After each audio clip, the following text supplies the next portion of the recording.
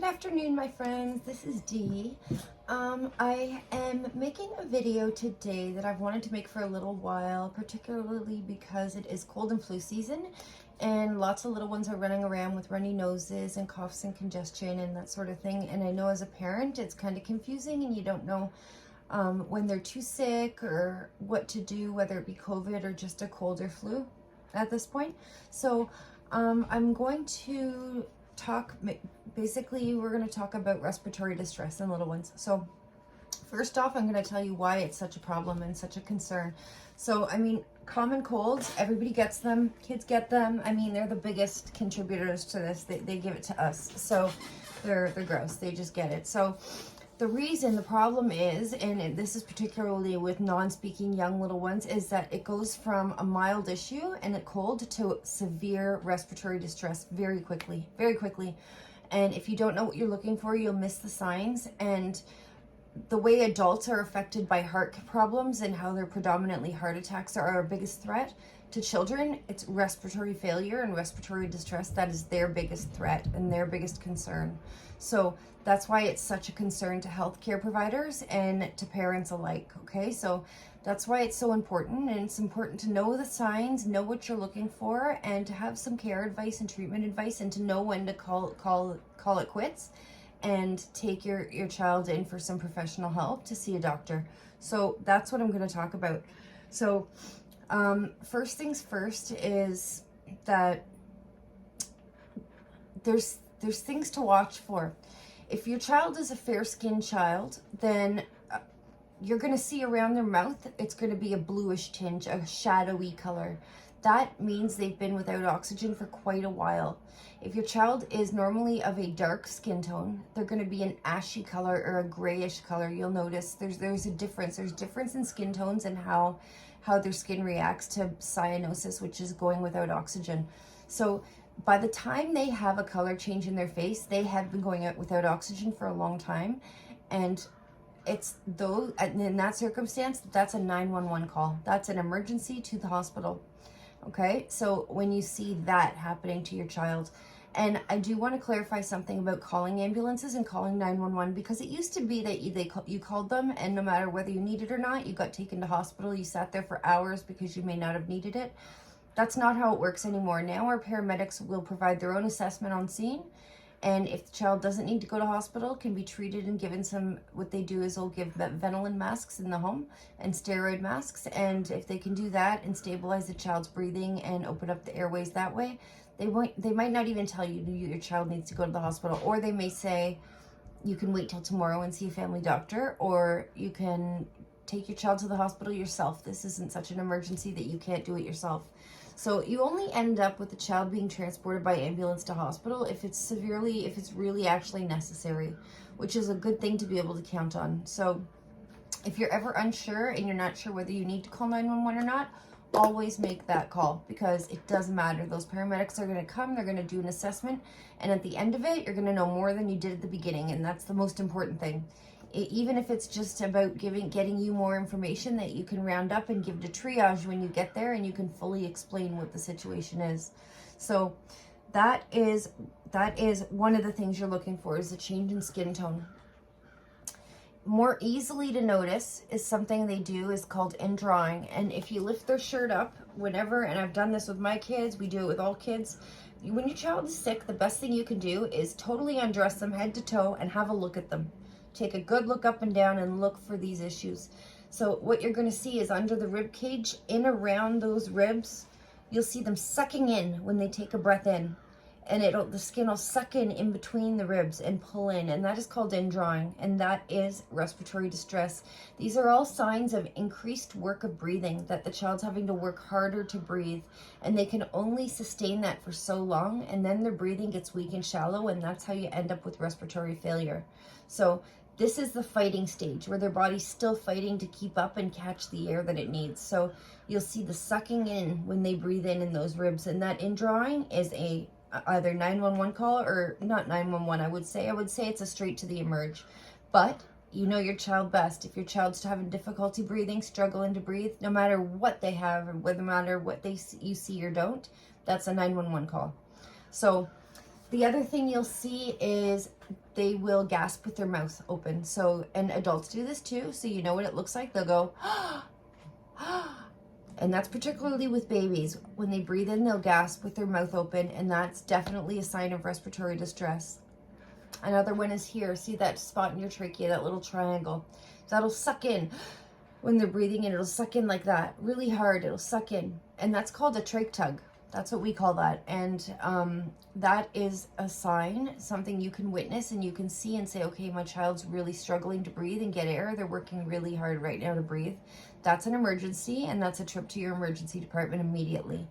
Another thing they'll do, this is the fourth one and the last one that I'm going to really tip you off about, is something called, it's using accessory muscles to breathe. So their normal lungs aren't cutting it. They're not getting enough air naturally. So they'll use all their extra muscles. You'll see shoulders raising. You'll see gasping like that. And that is the use of accessory muscles to breathe. And if a child is doing that, it's because they're working hard. They're working hard to breathe. It's not coming naturally. It's not easy. The other thing you'll see, and you'll see this with adults too, is tripoding. They'll lean forward. Adults will do it. You've done it when you've been winded. If you've been winded, ever lost your air, you'll do it. You'll tripod, hands on the knees, leaning forward to breathe. Tripoding, if kids do it, that's an emergency. Get them to the hospital, get them to emerge, because it's not a natural position. It is specifically a position that is only used to help increase the oxygen flow to the lungs. And people do it naturally without even knowing why they're doing it, but it works. So they naturally do that sort of thing. Sorry, I'm like trying to get comfortable and I just can't. It's one of those days. So the tripoding, the leaning forward, the use of accessory muscles, the gasping in and raising your shoulders and using all those extra upper body muscles to breathe and get a breath, that is the use of accessory muscles. The trach tugging, where they suck in their throat here, that's a sign of respiratory distress. The sucking in around the rib cage, the indrawing, that's respiratory distress. These are all trips to emergency, because a child can only, like I said, work so hard for so long, and then their respiratory system starts to fail. So that is how you end up with child fatalities because of respiratory illness, okay? So I hate talking, I hate even saying that, I hate saying those words, but that is the truth, and that's what happens. So it's always important to have a good look at your child from head to toe and monitor for these things. If they're sick and they have a cold and they're prone to respiratory issues, set your alarm, wake up in the night every hour and take a look at them, take a look at their breathing, lift up their shirt and have a peek and see what's going on around the ribs. Take a look in that space there. See if they're drooling with their mouth open or hanging their mouth open when they take a breath in, or using extra muscles to breathe. The other thing that's kind of hard to distinguish with kids, because you're known of a stethoscope, maybe you do, maybe you don't, but they'll get super tight in their lungs. And when they're super tight, you may or you may not hear a high-pitched whistling sound when they try and talk or make noise. And that's a wheezing sound. And that is a symptom of respiratory distress. Some kids don't do it and show you can't hear it. And some kids, you can hear it. It's loud and you know what that is. And that is a trip to emerge. That child will need a Ventolin mask and steroids. So these are point of care things I'm telling you. So if you don't see any of those things and your child is acting well and healthy and running around and talking and laughing and giggling, they're getting enough air, usually, for the most part. I'm not a doctor, and I'm just telling you from what I've seen.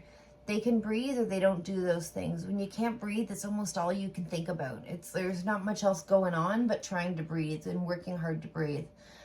So that is something definitely to watch for. There's ways to prevent this. When your child does have a sickness, a cough, a cold, an upper respiratory virus or infection, and they wake up in the middle of the night, or they're having a coughing fit and they can't stop this coughing fit, they can't stop it, or they wake up in the night and they're super tight, and you're going to take them to emerge, but you're just warming up the car a little bit or whatever. Get in the bathroom, run that shower, run it for 5 minutes, fill that bathroom with steam, fill it, and sit obviously away from the hot water with your child in that steamy bathroom, and let them breathe in the steam. And you might just find when you come out, they are clear and they can breathe and there is no more coughing, because the steam really does open the airway and moisten those secretions and keep them thin. and that's the goal. The number one way to keep the secretions in their nose, throat, and lungs thin, and that's what you want, because you want air to be able to go through it and go around it, so you want it thin. You don't want it thick and blockage-like. You want it thin. The number one way is to increase the fluid intake and make sure they're drinking something, even if they're taking a teaspoon of water every 5 minutes. That's enough to keep them hydrated. That's the very minimum, but that'll keep them hydrated at least. You want to keep fluids going as much as possible. Water's the best. Pedialyte's fantastic. Those things are great, but water works just as well. It's gold. It's just liquid gold. So if you can get your little one to do that, that's going to thin out those secretions and make it easier for them to breathe, and to breathe consistently and not struggle and not have coughing fits, and be able to hold and catch their breath. So those are the things that you can do. There's also an organic, natural medication. When I worked for telehealth, parents called in all the time and said they used this, and I forget whether they said it worked, it was effective or not, but it was called Camellia. And I don't know, I haven't looked for it in the pharmacies, but they used to buy it in the pharmacies. That's something I would ask your family doctor about, or ask the pharmacist. Definitely ask the pharmacist. If you see it and you want to buy it, ask the pharmacist, is it going to work or not work? And is it safe or not safe? Because a lot of these medications that are organic aren't regulated, right? So that's not always the case, but sometimes it is the case. So it's always best to ask the pharmacist and ask the family doctor. I made some notes here, and I'm trying to see if I missed anything. I don't think I did. Just watch for the coloring, watch for the indrawing of the lungs sucking in, watch for the trach tugging of this sucking in, watch for the mouth opening when they breathe in, watch for the tripoding position where they're hanging forward, trying to breathe, catch their breath, and watch for the use of those accessory muscles. And the biggest one to notice is their shoulders will rise. They'll go, that's the use of accessory muscles, and that is just increased work of breathing, and that is what you need to relieve. So whether you decide to call 911 or go straight to emergency yourself, these things, if you see it, are an emergency. They need to be seen as soon as possible by a physician and assessed. So that is basically what I wanted to convey today. More milder things and colds that aren't resulting in these symptoms, that's great, that's wonderful, but it can change on a dime with little ones. So it's something you should always be watching for and monitoring and assessing for it. That's why I say set your alarm and check in the night. Take a look, lift up the t-shirt and have a look at those ribs. See what's going on, because these guys change, their condition changes so quickly. It's terrifying. They just go from like fine and jumping and playing to laying down and just really not being able to breathe. So it's a scary thing, but it's something that's totally treatable should you catch it on time.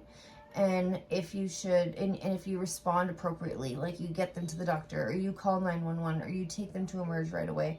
Those are the things you need to know. So that is all for today. I'm not going to drag it out. I did just want to get that message across. The only other thing is, with kids that are older, that are speaking age, talk to them and see if they can get through a sentence. Usually if you're having difficulty breathing, they can't get through a whole sentence. They have to stop to take a breath in between, because they're not getting enough air to hold a whole sentence.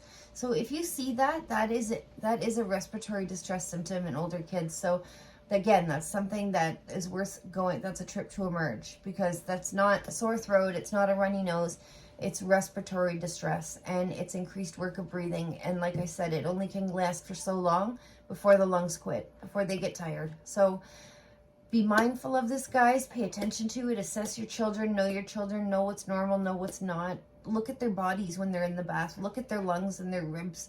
Look at what they look like normally when a child is well. So when they're sick and they're sucking in, you see the difference and you recognize that difference.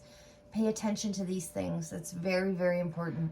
But that is all. That's all I had to say on the matter. If you have any comments or questions, please leave them in the comment boxes below. I certainly will check it, and I'd love to answer them. I'd be honored to answer any questions.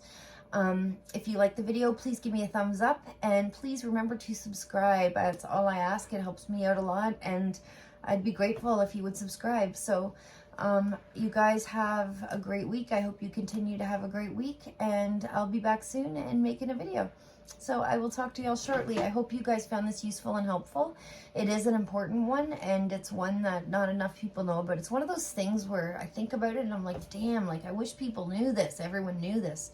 So that's kind of my inspiration behind making these nursing healthcare videos, is to bring common problems to the table in a light that's user-friendly, that everybody can understand, that everybody can see and everybody can do.